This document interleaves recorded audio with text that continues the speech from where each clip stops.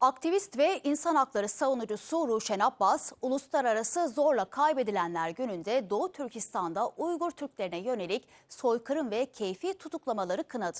2018'den bu yana kız kardeşi Doktor Gülşen Abbas'tan haber alamadığını belirten Ruşen Abbas, Çin rejimine milyonlarca Müslüman Uygur'u serbest bırakma çağrısı yaptı. Çin devletinin baskı ve soykırım altında yaşayan Müslüman Uygur Türkleri Uluslararası Zorla Kaybedilenler Günü'nde anıldı.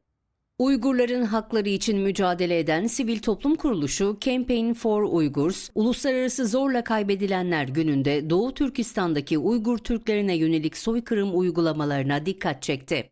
Campaign for Uyghurs İcra Direktörü ve insan hakları savunucusu Ruşen Abbas, Çin rejiminin Uygurları toplama kamplarında ağır şartlarda çalıştırdığını, bunun uluslararası hukukun ihlali olduğunu belirtti. Ruşen Abbas, Uygurların dinlerini ve kültürlerini silmeye yönelik baskıları kınadı. Ruşen Abbas açıklamasında kız kardeşi Gülşen Abbas'ın durumunu da örnek gösterdi. Doktor olan kız kardeşinden 2018 yılından beri hiçbir haber alamadığını söyleyen Abbas, "Benim kız kardeşim de zorla kaybedilenler arasında, kardeşimin akıbetine dair hiçbir bilgi yok. Bu acıyı sayısız milyonlarca Uygur ailesi yaşıyor. Dünya Çin devletini hesap vermeye zorlamalı," dedi.